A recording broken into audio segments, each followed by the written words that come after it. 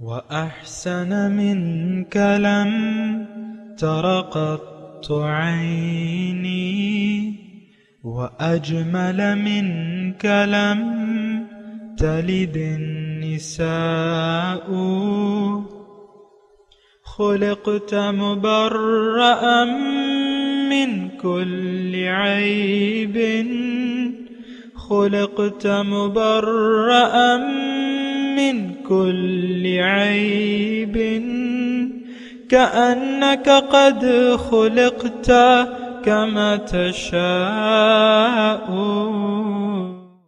كتاب أنزلناه إليك مبارك ليدبروا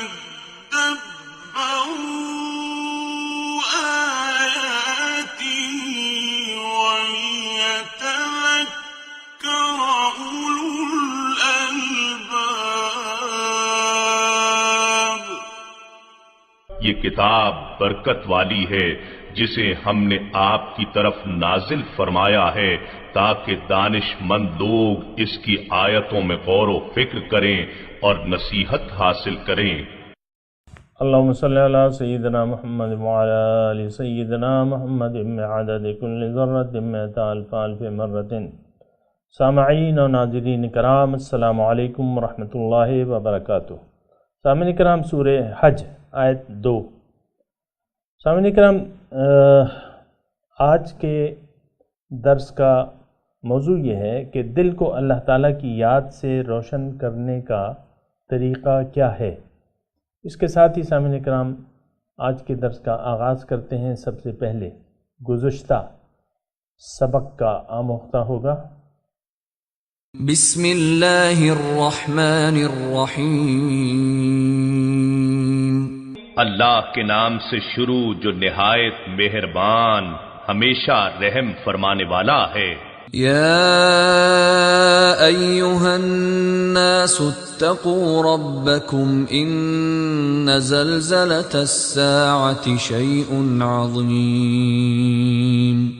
اے لوگو، اپنے رب سے ڈرتے رہو، بے شک قیامت کا زلزلہ بڑی سخت چیز ہے۔ سامعین کرام، سورہ الحج آیت نمبر 2۔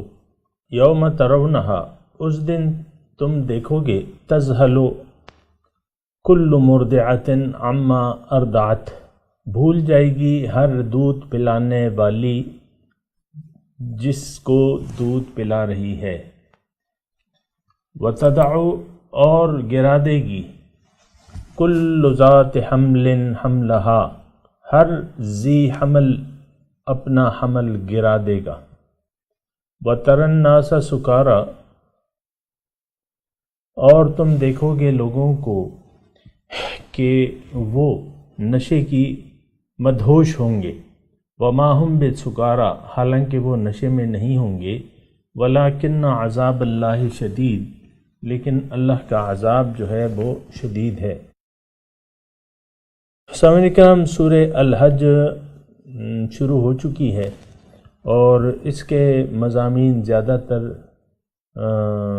آخرت کے بارے میں ہیں اور اللہ تعالیٰ کی توحید اور اللہ تعالیٰ کی قدرت بھی بیان ہو رہی ہے۔ اور سورت کا جس طرح آغاز ہوا اس میں اللہ تعالیٰ نے ہم سب کو قیامت کی گھڑیوں سے خوف دلایا اور یہ کہا کہ ان زلزلۃ الساعۃ شیء عظیم، بے شک قیامت کا زلزلہ جو ہے وہ بہت بڑی چیز ہے۔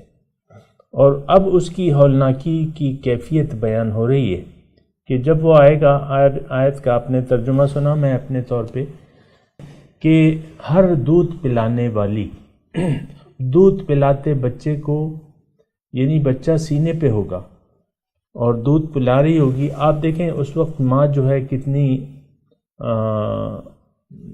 حساس ہوتی ہے، بچے کو گرنے نہیں دیتی، بچے کو پکڑے رکھتی ہے، بچے کے بارے میں محتاط ہوتی ہے ماں جو ہے۔ لیکن یہاں بیان یہ کیا جا رہا ہے کہ جب وہ گھڑی آئے گی اور وہ زلزلہ واقع ہوگا تو اتنا شدید زلزلہ ہوگا کہ دودھ پلانے والی ہر عورت اپنے بچے کو دودھ پلانا بھول جائے گی، اور وَتَدَعُ كُلُّ ذَاتِ حَمْلٍ حَمْلَهَا، اور ہر ذی حمل جو ہے اس کا حمل گر جائے گا۔ ایسے واقعات ہوتے ہیں، حمل تو آج کل بھی گر جاتے ہیں، لیکن اس کی ایک خاصیت یہ ہوگی اس دن کی، اس کی ہولناکی کی، کہ ہر حمل والی چیز جو ہے اپنا حمل گرا دے گی اس کی ہولناکی اور بھاگ دوڑ یا گھبراہٹ کی وجہ سے۔ اور اس میں بیان کیا گیا ہے کہ تمہیں لوگ معلوم ہوں گے کہ وہ مدہوش ہیں، یعنی مدہوش شخص کو کسی ارد گرد کا احساس نہیں ہوتا، لیکن وہ مدہوش نہیں ہوں گے۔ اللہ تعالیٰ نے اس آیت میں فرمایا وہ مدہوش نہیں ہوں گے، لیکن اللہ کا عذاب جو ہے وہ شدید ہے، اتنا شدید ہوگا کہ لوگوں پہ ایک مدہوش، یعنی وہ آس پاس سے بے نیاز ہو جائیں گے، اور یعنی ہر ایک دوسرے سے بے نیاز ہو جائے گا، دوسرے کی فکر نہیں ہوگی، اپنی فکر ہوگی۔ اور یہ اس آیت میں بیان بھی کیا کہ جو دودھ پلاتی عورت ہے وہ اپنے بچے کو بھول جائے گی۔ ظاہر ہے مدہوش کو تو کچھ احساس پھر نہیں ہوتا۔ اگر دودھ پلانے والی مدہوش ہو جائے کسی بھی وجہ سے، بے ہوش ہو جائے، مدہوش ہو جائے، یا حواس اس کے کام چھوڑ دیں، تو پھر ظاہر ہے کہ وہ اپنے بچوں کو بھی دودھ پلانا بھول جائے گی۔ تو یہ تھوڑی سی ہولناکی ہے سامعین اکرام۔ اصل میں اللہ تعالیٰ یہ عذاب کا جو تذکرہ ہوتا ہے سامعین اکرام، اس میں نقطہ یہ ہوتا ہے کہ ہم لوگ، یعنی ایک تو یہ ہے کہ قبل از وقت خبرداری اللہ تعالیٰ دے رہے ہیں کہ بھئی ایک وقت ایسا آنے والا ہے کہ جب تم سب لوگ یعنی مر جاؤ گے، زلزلہ آئے گا، اس وقت کا احساس دلا رہے ہیں کہ دیکھو وہ بہت خطرناک گھڑی ہوگی، اور اس میں جو ہے کسی کو کسی کا ہوش نہیں رہے گا۔ یہاں سامعین اکرام ضمنی طور پہ میں یہ ایک نقطہ عرض کرتا چلوں کہ مدہوش وَتَرَى النَّاسَ سُكَارَى، کہ تم دیکھو گے کہ لوگوں کو وہ مدہوشی کی حالت میں ہوں گے، نشے کی حالت میں ہوں گے۔ اب اگر آپ نے کبھی دیکھا ہو ایک شخص کو جو نشے میں ہے تو اس کو آپ کی کوئی بات سمجھ میں نہیں آتی، یعنی جو لوگ اسے کہہ رہے ہیں کہ بھئی نشے کی حالت سے نکلو، یہ کرو وہ کرو، لیکن وہ تو اپنا مدہوش ہے، تو اس کو پھر کسی کی بات سمجھ میں نہیں آتی۔ یہ ویسے میں اپنی طرف سے اللہ تعالیٰ کی توفیق سے یہ نقطہ میں بیان کر رہا ہوں کہ آخرت، اگر آپ چاہتے ہیں کہ آخرت کی زندگی میں آپ کامیاب ہو جائیں یا دنیا کے امتحان میں آپ کامیاب ہو جائیں اور آخرت میں سرخرو ہوں اور آپ کا مولا آپ سے راضی ہو، تو آپ کو یہاں اپنے اندر ایک مدہوشی کی کیفیت پیدا کرنی ہوگی۔ کیا مطلب؟ اس کا مطلب یہ ہے کہ آپ اپنے مقصد پہ توجہ دیں، دیگر ادھر ادھر کی جو آپ کے گرد ماحول ہے اس سے لا تعلق ہو جائیں، اس سے لا تعلق ہو جائیں اور ایک اللہ تعالیٰ کی طرف رخ پھیر کے اسی کی بندگی میں شد و مد سے مصروف ہو جائیں۔ اب اس کا میں تھوڑا سا وضاحت کرتا ہوں، وہ یہ ہے کہ سامعین کرام دیکھیں، ہم جس ماحول میں رہ رہے ہیں اور ظاہر ہے کہ ہم حقیقت تو ہماری روح ہے، اور اس وقت ہمیں اللہ تعالیٰ نے ایک جسم دیا ہوا ہے، بلا شک و شبہ ایک جسم، ایک مکان کے اندر رہ رہے ہیں، پھر اس جسم کے اندر ایک دماغ بھی ہے، ایک عقل بھی ہے، پھر اس عقل کی دوڑ جو ہے وہ صرف ظاہر تک ہے، باطن تک نہیں ہے. باطنی حقائق سے یہ بے خبر ہے اور اس کی اتنی طاقت نہیں ہے کہ باطنی حقائق کو دیکھ سکے، اس کو یعنی اس کا ادراک کر سکے، اتنی طاقت اس کی نہیں ہے. ظاہر ہے کہ جو عقل ہمیں دیا گیا ہے سامعین کرام، تو اس کی جو یعنی حد ہے وہ تو یہی حواس خمسہ ہے نا سامعین کرام، یا اس کی حد جو ہے یہ ظاہر ہی ہے، ظاہر ہی اس کی سمجھ میں آتا ہے، ظاہر کے متعلق یہ سوچ سکتا ہے، اور ظاہر ہی اس کی عقل میں آتا ہے. ظاہر ہے اس کا تعلق چونکہ ظاہر سے ہے. یہ تھوڑا سا مضمون دلچسپ ہے، تھوڑا سا آپ اس پہ غور کریں کہ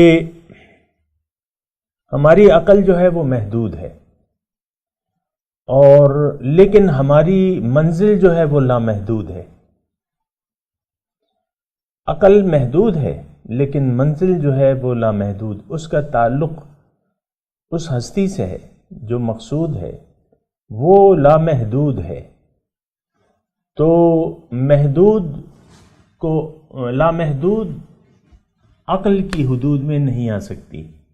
یہ تو بالکل ظاہر بات ہے، لامحدود عقل کی حدود میں نہیں آ سکتی. لیکن منزل ہماری اللہ ہے، منزل ہمارا باطن ہے، کامیابیاں ہماری باطنی کامیابیاں ہیں.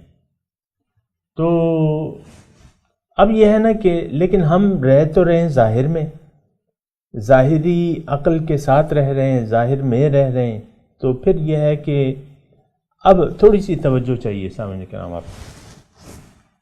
اب جب کہ ہم محدود میں رہ رہے ہیں اور لامحدود کی طرف ہم نے سفر کرنا ہے، تو اب اس کا تقاضا یہ ہے کہ آپ کوشش کریں کہ محدود کو دل میں نہ رکھیں،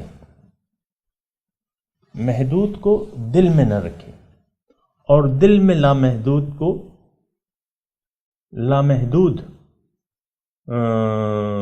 جو کہ دل میں آتا ہے اور آ سکتا ہے، اس کو دل میں جگہ دے دیں. اس کا طریقہ کیا ہے؟ اس کا طریقہ یہ ہے سامعین کرام کہ آپ محدود کو دل سے فارغ کر دیں، محدود کو دل سے فارغ کر دیں، تو اس میں سپیس پیدا ہو جائے گی.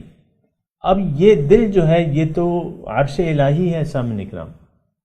قلب المؤمن عرش الرحمن، مومن کا دل جو ہے وہ عرش رحمان ہے.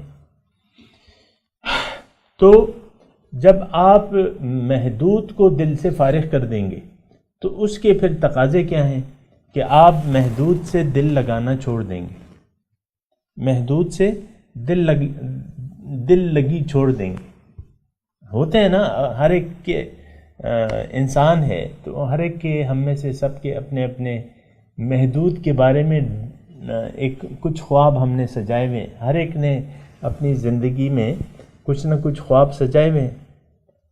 اب لڑکا ہے وہ کہتا ہے کہ یار میں اعلیٰ ڈگری حاصل کروں گا جس کا سکوپ بہت زیادہ ہو، اور ڈگریوں پہ ڈگریاں میں حاصل کروں گا تاکہ میری قدر و قیمت بڑھ جائے، پھر وہ ڈگریاں میں بیچوں گا اداروں پہ یا عوام پہ. یہ ڈریم ہے، یعنی یہ ایک خواب ہے، اس کا ایک خواب سجایا، اس کے لیے وہ محنت بھی کرتا ہے ظاہر.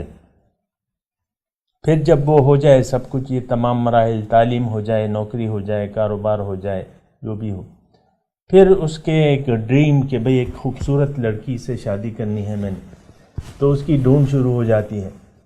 گھر گھر پھرا جاتا ہے، اور آپ کو دیکھیں معلوم ہے رشتوں کے لیے کیسے یہ خواتین پھرتی ہیں، کوشش کرتی ہیں، کرنی بھی چاہیے، میں یہ نہیں کہہ رہا، کوشش کرنی چاہیے، اچھا رشتہ تلاش کرنا چاہیے، اس میں کوئی قباحت نہیں ہے. لیکن یہ ہے کہ میں ان خوابوں کا تذکرہ کر رہا ہوں جو ہم نے اپنے وہ کہتا ہے نا کہ شاعر کی ہوس چھپ چھپ کے بنا لیتی ہے سینے میں تصویریں، اس طرح کوئی شعر ہے. تو یہ ہوس جو ہے، ہوس زیادہ کی ہوس، تکاثر، جسے قرآن میں تکاثر کا نام دیا گیا ہے. الہاکم التکاثر حتی زرتم المقابر، یہ زیادہ کی طلب جو ہے یہ تمہیں غفلت میں ڈالے رکھتی ہے، یہاں تک کہ تم مقبروں تک پہنچ جاتے ہو۔ اچھا، اب یہ ایک نقطہ اور ذرا سمجھنے کی کوشش کریں۔ ہم میں سے ہر ایک کا زندگی کے ہر موڑ پہ کچھ نہ کچھ ہم نے خواب سجائے ہوئے ہیں جو گزرتے وقت کے ساتھ بدلتے رہتے ہیں۔ اب بچہ جو ہے 7 سال کا، 8 سال کا، یہ مثال کے طور 5 سے لے کر 7 سال یا اس طرح، یہ بچے کہتے ہیں ہم کب بڑے ہوں گے، میں جب بڑا ہو جاؤں گا۔ بچے کہتے ہیں نا میں جب بڑا ہو جاؤں گا۔ اب اس کا ایک الگ خواب ہے کہ بھائی میں بڑوں کی طرح گاڑی چلاؤں، موٹر سائیکل چلاؤں۔ میں یہ کہہ رہا ہوں کہ ہماری زندگی کی ہر سٹیج پہ کوئی نہ کوئی ہم اپنے لیے ایک خواب سجا لیتے ہیں، خواہ وہ بچے ہیں، بوڑھے ہیں یا جو بھی ہیں، عام طور پہ ایسا ہوتا ہے۔ لیکن بات یہ ہے کہ انسان کو اللہ تعالیٰ جب شعور دے دے اور بالغ ہو جائے تو پھر اس کو اپنے خوابوں کے بارے میں توجہ کریں، ذرا اس کو اپنے خوابوں کے بارے میں ذرا محتاط ہو جانا چاہیے، نظر ثانی کرنی چاہیے۔ جب یہ عاقل اور بالغ ہو جاتا ہے نا تو پھر اس کو اپنے خواب جو ہے اس کی ری سیٹنگ کرنی ہوتی ہے، ہونی چاہیے اور کرنی چاہیے۔ کیونکہ خواب جو ہے اگر آپ باطل کو خواب بنا لیں، باطل کو اپنا مقصد بنا لیں اور اس سے محبت کرنے لگیں تو یہ پھر کیا کہاں تک آپ کو معلوم ہے بات کہاں تک جائے گی؟ یہ تو پھر قبر تک بات پہنچے گی۔ قبر کے بعد اگرچہ ہمارا قبر کے بعد کی زندگی پر یقین نہیں ہے، لیکن وہ تو زندگی حقیقت ہے، اٹل ہے۔ پھر اس جو زندگی شروع ہوگی اس میں تو اسی طرح کے نتائج سامنے آئیں گے جو ہم نے گزشتہ زندگی گزاری ہے۔ حضور صلی اللہ علیہ وسلم کا ایک قول میں آپ کو یاد دلا دوں، اس کا مفہوم یہ ہے کما تعیشون تموتون کما تموتون تبعثون۔ جس طرح کے لوگوں تم زندگی گزارتے ہو اسی حالت میں تمہاری موت آئے گی، اور جس حالت میں تمہاری موت آئے گی اسی حالت میں تم دوبارہ اٹھائے جاؤ گے۔ اللہ، اسی حالت میں پھر تم دوبارہ اٹھائے جاؤ گے۔ کما تعیشون تموتون کما تموتون تبعثون، جس حالت میں تو یہ بڑی ایک نازک بات ہے۔ سامعین اکرام تھوڑی سی اس پہ توجہ کریں کہ ہم نے کون سے خواب اپنے دل میں سجا لیے ہیں۔ اکثر یہ ہوتا ہے کہ زبان سے تو ہم کہتے ہیں نہیں نہیں نہیں نہیں نہیں، میں تو یہ نہیں سوچتا، یہ تو میرا خواب نہیں ہے، لیکن حقیقت میں ہم میں سے اکثر لوگوں کا کہ جو ڈریمز ہیں، جو خواب ہیں، وہ ظاہر کے متعلق ہیں، ما سوی اللہ کے ہیں۔ ایسا نہیں ہونا چاہیے، ایسا کرنا نقصان کا باعث بن سکتا ہے اور شدید نقصان کا باعث بن سکتا ہے۔ تو یہ آج کی آیت کے متعلق میں آپ سے یہ کہہ رہا تھا کہ ترى الناس سکارى وما هم، لوگ آپ کو مدہوش نظر آئیں گے لیکن وہ مدہوشی میں نہیں ہوں گے۔ یہ جو اپنی زندگی کو اللہ کے لیے خاص کر دیتے ہیں نا سامعین کرام، یہ لا تعلق ہو جاتے ہیں، دلی طور پہ ظاہری معاملات سے لا تعلق ہو جاتے ہیں۔ کیا مطلب؟ دل سے دنیا کو ہٹا دیتے ہیں، دل کی دنیا کو خالی کر کے اللہ تعالیٰ کے نور کے لیے جگہ خالی کر دیتے ہیں، تو پھر ان کے دل جو ہیں وہ نورانی بن جاتے ہیں۔ یقیناً مومن کا دل جو ہے وہ عرش الہی ہے، قلب المؤمن عرش الرحمن، مومن کا دل جو ہے وہ عرش الہی ہے۔ لیکن اس کے لیے پھر کچھ تدابیر کرنی ہوں گی۔ اگر آپ یہ چاہتے ہیں یا چاہتی ہیں کہ دل میرا نورانی بن جائے تو یہ دنیا یعنی ما سوی اللہ کے خوابوں سے آپ کو چھٹکارا پانا ہوگا۔ دیکھیں دنیا جو ہے یہ ضروریات ہیں ہماری، جو کچھ بھی اس میں ہے یہ ضروریات ہیں اور یہ دنیا کی زیب و زینت ہے، اور اس میں پھر ہماری آزمائش بھی ہوتی ہے، جیسے کہ ہم پڑھ چکے ہیں سورہ کہف میں انا جعلنا ما علی الارض زینۃ لہا لنبلوہم ایہم احسن عملا، کہ میں نے، اللہ تعالیٰ فرماتا ہے کہ میں نے جو کچھ اس زمین پہ بنایا ہے اسی کی زیب و زینت ہے، لیکن اس میں ابتلا ہے، آزمائش ہے اور امتحان ہے کہ تم میں سے کون بہتر عمل کرتا ہے، احسن عملا۔ اب حسن عمل نہیں ہو سکتا یہ جملہ نوٹ کر لیں، حسن عمل نہیں ہو سکتا جب تک دنیا سے ہم لا تعلقی اختیار، دلی لا تعلقی اختیار نہ کر لیں، یعنی اپنے دل کو غیر اللہ کی محبت سے جب تک ہم پاک نہ کر لیں، حقیقی حسن عمل نہیں ہو سکتا۔ ٹھیک ہے، ظاہری اعمال تو آپ کر لیں گے، نماز، روزہ، حج، زکوٰۃ وغیرہ یہ تو آپ کر لیں گے، لیکن یہ ہے کہ اس کے نتائج جیسے مرتب ہونے چاہیے اس طریقے سے اس کے نتائج مرتب نہیں ہوں گے۔ جیسا کہ آج دیکھ لیں آپ معاشرے میں کروڑوں نمازی ہیں، کروڑوں روزے رکھنے والے ہیں اور زکوٰۃ دینے والے ہیں، ہر سال حج پہ جانے والے ہیں، لیکن یہ ہے کہ دل تو پاک نہیں ہو سکتا۔ یعنی دنیا اگر آپ نے دل میں سجائے رکھی، پھر یہ ہے کہ حقیقی جو حسن عمل ہے یا جس کا اللہ تعالی ہم سے مطالبہ کرتا ہے کہ توبوا الی اللہ توبۃ نصوحا، وہ پھر نہیں ہو سکتی، خالص توبہ نہیں ہو سکتی۔ خالص توبہ تو جب ہی ہوگی کہ جب آپ غیر اللہ کی محبت سے دل کو پاک کر لیں۔ تو بہرحال یہ وَتَرَى النَّاسَ سُكَارَىٰ، تم دیکھو گے لوگوں کو کہ وہ مدہوش ہیں، وہ نشے میں نہیں ہوں گے۔ تو میں آپ سے کہہ رہا ہوں، جو اس تمام گفتگو کا حاصل کلام یہ ہے کہ اگر آپ چاہتے ہیں کہ اخروی زندگی میں آپ کامیاب ہو جائیں یا دنیا کے امتحان میں آپ کامیاب ہو جائیں اور دل کو آپ عرش الہی بنا لیں، تو اس کا واحد طریقہ یہ ہے کہ آپ ظاہر دنیا کو دل سے نکال لیں، دنیا میں رہیں، دنیا کو استعمال کریں، لیکن دل میں دنیا نہ رکھیں اور ایسا لگے کہ آپ مدہوش ہیں، ایسا لگے کہ آپ لوگوں کو ایسا لگے کہ آپ مدہوش ہیں۔ زیادہ میں تفصیل اس کی نہیں کر سکتا، لیکن میں جو بتا رہا ہوں وہی میں آپ کو بتا سکتا ہوں۔ ایسا لگے کہ لوگوں کو ایسا لگے کہ آپ مدہوش ہیں، اور حالانکہ آپ مدہوش نہیں ہوں گے، آپ تو عقل والے ہوں گے۔ تو بہرحال یہ میں نے تھوڑا سا عرض کرنا تھا، اور میں تھوڑا سا اس کے جو دلائل ہیں قرآن سے میں آپ کو دیتا ہوں۔ سورہ مزمل کی وہ آیت ہے، وَاہْجُرْهُمْ حَجْرًا جَمِيلًا، سبحان اللہ، ان کو آپ چھوڑ دیجئے، ان سے ہجرت کر لیجئے، اچھی طریقے سے ہجرت۔ وَاہْجُرْهُمْ حَجْرًا جَمِيلًا، اور ان کو آپ چھوڑ دیجئے۔ بہرحال وہاں مطلب یہ ہے کہ لفظی ترجمہ آپ پڑھ لیں، قرآن تو حکمت سے بھرپور کتاب ہے سامعین کرام، ہر جگہ آپ ایک منفرد مفہوم حاصل کر سکتے ہیں، اور وہ مفہوم بھی ایسا ہوگا جو قرآن اور حدیث سے نہیں ٹکرائے گا۔ تو بہرحال وَاہْجُرْهُمْ حَجْرًا، ہجرت کسے کہتے ہیں؟ المہاجر من ہاجر الخطایا، حضور صلی اللہ علیہ وسلم فرماتے ہیں کہ مہاجر حقیقی وہ ہے کہ وہ اپنے گناہوں کو چھوڑ دے۔ اور گناہ کیا ہے کہ اصل گناہ کیا ہے، اصل خطا کیا ہے کہ آپ نے دنیا کی محبت کے بت جو ہے وہ سینہ دل میں سجا لیے ہیں۔ دیکھیں، حب الدنیا رأس کل خطیہ، دنیا کی محبت تمام گناہوں کی جڑ ہے۔ تو آپ نے اگر دنیا کی محبت کو دل میں جگہ دے دی تو رأس کل خطیہ۔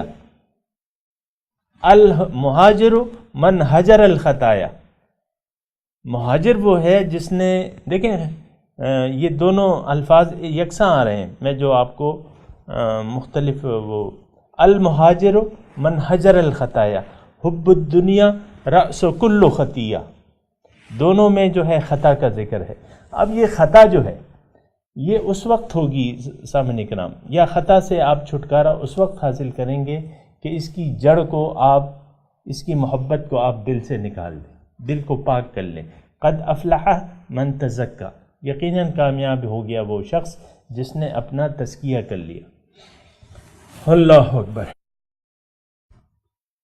تو یہ بات ذرا نوٹ کر لیں سامعین اکرام، وَتَرَى النَّاسَ سُكَارَىٰ وَمَا هُمْ بِسُكَارَىٰ، لوگوں کو آپ دیکھو گے کہ مدہوش ہیں لیکن یہ نشے میں نہیں ہوں گے۔ تو دیکھیں ایک نشہ جو ہے اگر آپ اس کو اپنے اوپر طاری کر لیں اور اس نشے میں مدہوش ہو جائیں تو پھر جو ہے کام بن جائے گا، اور وہ ہے اللہ کی محبت کا نشہ۔ اور یہ بڑا زبردست نشہ ہے سامعین کرام، ہم نے عام طور پہ تو اس کو لوگ محسوس نہیں کرتے، لیکن میں آپ کو ایک چھوٹا سا واقعہ سناتا ہوں حضرت علی رضی اللہ تعالیٰ عنہ کا، کہ اس کی دیکھیں بے ہوش انسان کے یعنی بے ہوش انسان کا اگر آپ ہاتھ کاٹ دیں تو اس کو تکلیف نہیں محسوس ہوگی، کیوں؟ وہ بے ہوش ہے۔ تو حضرت علی رضی اللہ تعالیٰ عنہ کے ایک جنگ میں ان کے کمر میں تیر لگ گیا، تیر کھپ گیا۔ اب تیر کی تو بناوٹ آپ کو معلوم ہے کہ اس کا ایک نوک ہوتی ہے، پھر دو اس کے وہ ہوتے ہیں، تو جب تیر کھپ گیا تو وہ اس کو نکالنا پھر مسئلہ بن گیا اور بڑی تکلیف ہوتی تھی۔ صحابہ کرام نے کوشش کی لیکن نہیں ہو سکا، بہت تکلیف ہوتی تھی۔ لوگوں نے کہا، مشورہ دیا کہ ان کو چھوڑ دو، نماز کا وقت آئے گا جب یہ کھڑے ہوں گے نماز کے لیے پھر اس وقت نکال لیں گے۔ آیا نماز کا وقت اور لوگوں نے حالت نماز میں ان کے کمر سے تیر نکال لیا، بیک سائیڈ میں لگا تھا نا۔ تو نماز کے بعد حضرت علی نماز سے فارغ ہوئے تو کہا بھائی وہ تیر نکال لو، اب نماز پڑھ لی ہے۔ انہوں نے کہا حضور وہ تو ہم نے نکال لیا۔ تو میں صرف یہ بات کہہ رہا ہوں کہ اللہ کی محبت کا نشہ بہت شدید ہوتا ہے، تو لیکن یہ ہے کہ ہمیں تو نہ اس میں کوئی کشش نظر آتی ہے بلکہ دنیا اور ما فیہا میں ہمیں کشش زیادہ نظر آتی ہے، تو اسی کی طرف ہم متوجہ ہوتے ہیں، تو یہ بات صحیح نہیں ہے۔ تو بہرحال میں نے آج یہ نقطہ آپ کو بیان کیا ہے کہ آپ دنیا میں کہ امتحان میں اگر کامیابی چاہتے ہیں، آخرت میں آپ سرخرو ہونا چاہتے ہیں، تو آپ کو دل سے ما سوی اللہ کو نکالنا ہوگا۔ پھر لوگ یہ کہیں گے کہ بھئی یہ تو نشے میں ہے، لیکن آپ تو نشے میں نہیں ہوں گے۔ بہرحال یہ ایک میں نے تھوڑا سا وہ کیا ہے، اور اللہ تعالیٰ کی توفیق سے اس میں کوئی ایسی خلاف شریعت بات میں نے نہیں کی۔ بہرحال میں تلاوت کرتا ہوں، سامنے کرام میرے ساتھ دہرائیے۔ اعوذ باللہ من الشیطان الرجیم، بسم اللہ الرحمن الرحیم، یوم ترونہا تذہل کل مرضعۃ عما ارضعت وتضع کل ذات حمل حملہا وَتَرَى النَّاسَ سُكَارَىٰ وَمَا هُمْ بِسُكَارَىٰ وَلَٰكِنَّ عَذَابَ اللَّهِ شَدِيدٌ۔ ترجمہ سنا دیجئے۔ یوم ترونہا، اس دن تم دیکھو گے، تذہل کل مرضعۃ عما ارضعت،